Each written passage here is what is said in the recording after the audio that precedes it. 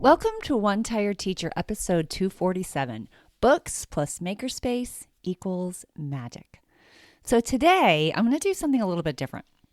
So I have a new YouTube channel, Readers in the Making, and that is what the content that I've been using for One Tired Teacher. But I'm thinking maybe I don't know. I'm having a really hard time deciding exactly what I want to do. I took a hiatus from this podcast. If you are a longtime listener, thank you. Thank you for sticking around through my ups and downs and all arounds. It's been definitely a journey, I will say. I started this podcast, oh my goodness, so long ago. I feel like it was 2018, maybe even 2017. I mean, it's been a while. I mean, I have 247 episodes. So that is insane. And I really started it because I felt like I felt like my voice as a teacher, as an educator, was stifled. And I often felt like there were things that we needed to talk about in education and we weren't talking about them, or we were, just beginning to talk about them. And I felt like it was important to put it out there into the world with other teachers. And you kind of went through that journey with me if you were here from the beginning. And I did some interviews, I did some solo sessions, I had some angry conversations, I had some happy, wonderful, enlightening, I can't think of the word. Inspiring. Let's go with that. An inspiring conversation. And then I kind of got overwhelmed because I had so many podcasts at one time. I mean, there was a time when I had 3 podcasts going on. That is crazy. And I had a teacherpreneur podcast, and I was, dedicated to that as well. This was always still my main focus, but as time went on, I started to shift a little bit about exactly what I wanted to create. And I started to feel myself being pulled away from teachers and feeling like I wasn't relevant anymore myself, because it's been quite a while since I have taught in a classroom. The last teaching thing that I did was as the media specialist in a school. It was before COVID. It was actually during COVID. It was like the year of COVID and then in the year after COVID. And, everything has changed so much. So I started to feel like, what do I have to say? What do I have to offer? But I think we do that sometimes. I think we do that as educators.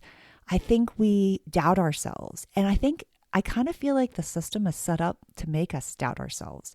We're constantly being evaluated in this way that sometimes doesn't necessarily feel fair. And we're often looked at as less than, or what can we improve, and never celebrating what we were really good at. And so I fell into that trap of feeling like, my 25 years of teaching doesn't mean anything. And that is so not true. It's so not true. There's so many ways in which the skills that I developed in the classroom, out of the classroom, in the a role of administration, and then as the media specialist, and then all the different jobs that I've done and all the different ways that I have tried to continue to support education, all of that's still relevant and matters. And if you're still here, then I think you're still here for a reason. And if you're new to me, well, then welcome. So I'm thinking that I will do some of the content that I've been doing on Readers in the Making, but you can get that on Readers in the Making. You can, you don't even have to watch the video. You can just listen. You can, play it through YouTube and you can just listen. But I think I'm going to tailor this conversation to teachers. I was thinking about changing this podcast's name to Readers in the Making, but I'm not ready to let go of teachers. I'm not ready to let go of that part of myself that's a teacher for life, that relates to teachers, that still gets really super angry when teachers are treated poorly, or when I read things like, it's not the system that's failing, it's the sabotage of teachers. It's a sabotage of the system. That's the part that's so upsetting. And when I hear, things that have come on the horizon or come, that are new that I didn't actually experience. Sorry about that, but that are new to teachers, I think the way that we speak to teachers as if like you're so dumb for doing it this old way, that is not that's not the way to talk to educated adults. It's not the way to talk to any adults. It's not the way to talk to people. So if we want people to do something new and exciting and innovative, or something that we think might be better than something that was happening in the past, why don't we lead with love instead of criticism and manipulation? And so I think those are the kinds of things that I want to focus on in One Tired Teacher. And yeah. And so sometimes, yes, I will have similar content to what you can get on Readers in the Making, but it will be geared towards teachers, and it won't be things that we do that we can do as parents. And a lot of teachers are parents, but if they're not, then that's okay too. So I think that it's going to be more about teaching here. And I am going to take a break in July. I think I may take the whole month and not have a new episode for the whole month of July, but I'm going to kind of play it by ear. So the only way you're going to know is if you subscribe, you follow and you subscribe. And then you will get an update when there's a new podcast episode. And if you're missing me at all, then I have another podcast, Mind Your Heart, that I do with my daughter. And it's all about like mindfulness. It's about mental health and mothers and daughters and things that we think and go through in life. And it's really fun. I'm really enjoying doing it with her. It's a little baby podcast. We only do it every other week. And actually there's going to be a 2-week span because we didn't coordinate our schedules correctly. And my sweet baby is flying to Peru today when I'm recording this, but this episode won't come out until June. So by the time she'll be back. She'll be home safe and sound by the time this episode comes out. But anyway, we've been having a lot of fun doing that podcast. And if you're interested, then I would love for you to join us on Mind Your Heart. But for today, we are going to focus on books, makerspace, equaling magic. So this is one of the longest introductions I've ever done. I actually think I'm going to skip the little intro that I do. And we're kind of just going to jump right in. So how about that? So we're not going to have a little intro. We're just going to get right to it. Okay. So how do you feel about your kids, your students, falling in love with reading? I think this is one of the most important aspects of teaching for me. And I think I have grown really frustrated with the fact that I don't see that anymore. Like I don't see that being a priority. And I know that teachers care about this, but I think it gets pushed down with the sabotaging of education.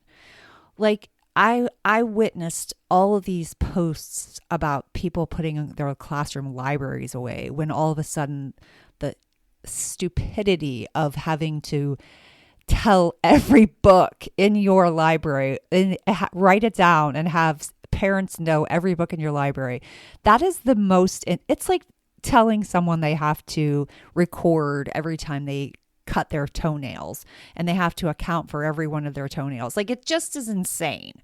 When you have a huge classroom library like I did, like many teachers do, it's such busy work. Like who's really going to read through that? That's the one thing I ask. And for those few people that feel like every single thing should be micromanaged in that way, then I think they need to come in and do it. Or they need to be the ones that monitor it for their own kids, but that doesn't mean it has to be monitored for everyone in the world. Like, I just think that's absolutely outrageous. And I also think it's ridiculous to ask a grown person to do that. So I think that it's easy for things like the love of reading to get pushed down when we have ridiculous, loud nonsense like that going on. And that is crazy because the real tragedy here is not that one child gets to see a book that their parents may not like. The real tragedy is it impacts so many other kids, all the kids, because it takes away from teachers having the time to cultivate a deep love for reading.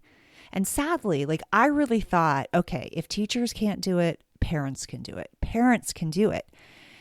But I kept running into parents basically telling me that they cared about how their child does in school and how they pass tests so they can move on to the next thing and go to college. And this real apathy about a deep love of reading and what that ultimately means and brings to kids as time goes on. They don't see the end picture. They don't see the bigger picture, I should say. They're really short-sighted in seeing just the quick what looks like a win, even though it's not really a win. It's all just such nonsense. First of all, these tests where they proclaim all these students are below grade level, it's by a specific company, and then the company, go figure, has some solutions for that. I mean, that seems a little bit biased in my opinion, but I won't go down on that rabbit hole. What I will say is that anybody has to care about this. I just believe that we have to care about this. I think it makes all the difference because when kids love something, they will keep doing it. So, all right, one of the ways that I really believe that kids can love reading is combining stories with hands-on fun. And so that is what I want to talk about today. It's really talking about 3 simple makerspace activities that bring books to life. From building a character's invention or crafting a story setting or any kind of literacy-rich project that boosts reading comprehension, creativity, and engagement. And it's perfect for our reluctant readers in our classrooms. All right, so let's break it down. So today we're going to talk about how to pair any book with a creative STEM challenge. We're going to talk about easy materials and setup ideas. And then we're going to talk about why hands-on learning builds reading confidence. So it's not going to be super long. As you've noticed, these episodes have gotten much shorter than they used to be. Again, if you're a long-time listener, thank you for being here. You know I'm a bit of a rambler, which, hello, I mean, I'm already at 12 minutes and we're just now getting into the content. So if you're still with me, thanks again. All right, so let's get to it. So first of all, one of the things that we can do, the first project that I want to talk about is recreating the story setting. So some kids have a hard time visualizing what they're reading. So stories feel abstract and forgettable, or, because the words feel difficult and hard, they are very detached from the story. I think the makerspace shift really brings a world of the book into the real world. It allows kids to, possibly build the setting using blocks or cardboard or recycled materials. And we can actually recreate the world that the character lives in. We can recreate it with our hands-on, tangible ways with kids, which makes it, hands-on learning, makes it creative, makes it they're thinking critically about the aspects of the setting and what are included and what needs to be included and how we're going to recreate that with the materials that we have. We can ask guided questions like, what does this place look like? Would you want to visit it? I mean, I think about some books that come to mind. Like, this is one of my favorites from childhood. We don't have this in our classrooms very often, The Tale of Peter Rabbit. I haven't seen The Tale of Peter Rabbit in a classroom in a long time, but what a fun book that would be to do with Mr. McGregor's garden. Like, how cool would that be to recreate Mr. McGregor's garden, Mr. McGregor's garden, and allow Peter to like, try to get through the garden and get out of there. Like, I think that could be really cool. Another one that would be really cool, and this is not my favorite book, but it's called Where the Wild Things Are. I think recreating the setting in that book could be really, really cool. Again, that's not my favorite. So I don't know why people love that book. I just don't, but it would be a cool thing for a setting. Even The Three Little Pigs would work really well, which is a simple, easy book that they could do because the setting changes. And so that could be really cool as well, to look at the setting and how it changes from one, aspect of the story to the next. And we can use simple materials. We don't have to go crazy. We've got Play-Doh in our classroom. We've got pipe cleaners. We've got cardboard. If we don't have cardboard, get it from the media specialist. Books come in, boxes come in on a regular basis. Custodians are happy to just bring the boxes to you. There's some really cool scissors that cut cardboard that make it easy to like cut squares of cardboard for kids. You can even use recyclables from the trash. So those kind of things can be really helpful. Why does this work? It helps deepen comprehension through visualization. It turns passive reading into an interactive experience, and it gives kids something to do with the story, which is perfect for our active learners. All right, so another project that we can do, another makerspace project we can do, is we can solve a character's problem with like a challenge. Like, we challenge them. It's an open-ended response, which definitely brings more critical thinking. Many kids don't connect emotionally with characters. They just move through the plot. And that's where the makerspace shift comes in. We let them help the character solve a problem. For example, with Jack and the Beanstalk, what would help Jack, what could we build for Jack to get him down safely? Maybe they would come up with a beanstalk. Maybe they would come up with an elevator. Maybe they would come up with a set of wings or, something, anything. It's up to them. We're not all saying everyone must create a beanstalk. We're saying this is the challenge. This is Jack's problem. He's trying to get from, the giant's castle up in the clouds back down to the ground. How is he going to do that? And we let them come up with solutions. That's the beauty of like open-ended challenges. So they're thinking. They're not all doing the same thing. That's a craft. They're thinking. All right, that's just one idea. And again, we can use simple supplies: straws, tape, pipe cleaners, cardboard scraps, Legos. Why does this work? It fosters empathy by inviting kids to think like the character. It encourages critical thinking and problem solving, and it builds a creative bridge between fiction and real world thinking. And then finally, project number 3, we can change the ending through design. This is another aspect that happens sometimes. Kids often disengage once the book is over. They're done, they want to move on. But our makerspace shift is to extend the story with a redesign twist. So how could we rewrite or redesign the ending? I love that idea of taking something and like going beyond the story, letting kids think beyond the story. What's going to happen next? How could we recreate this? How could we take the character on a continued journey? Why does this work? Well, it helps kids re-engage with the story after reading. It encourages flexibility and ownership of their ideas. It strengthens comprehension through imaginative revision. See, and this is just the beginning of kids loving to read. And we can do this in our classroom. We can do all of these in our classrooms. We can take back the most important thing that we can do for kids, and that is to help them fall in love with reading and thinking. All right, so my final thought is reading doesn't have to end when the book closes. With a few simple makerspace prompts, you can help your child explore stories, solve problems, and most importantly, connect with books in a joyful way. So I do have a list of a free list of story STEM book ideas. Like, they kind of go along with standards, but they also make really good makerspace extensions. You can grab them in that list in my show notes. And I hope that you will, because they're a really helpful curated list that I have created over the years. Make sure that you subscribe to this podcast, that you like this podcast. I would love some comments. I would love for you to let me know what you want me to keep doing. Like, I want to hear things about teaching. I want to hear ideas for teaching, or I want to hear about the trials and treasures. Like anything that you're interested in, I want to hear from you.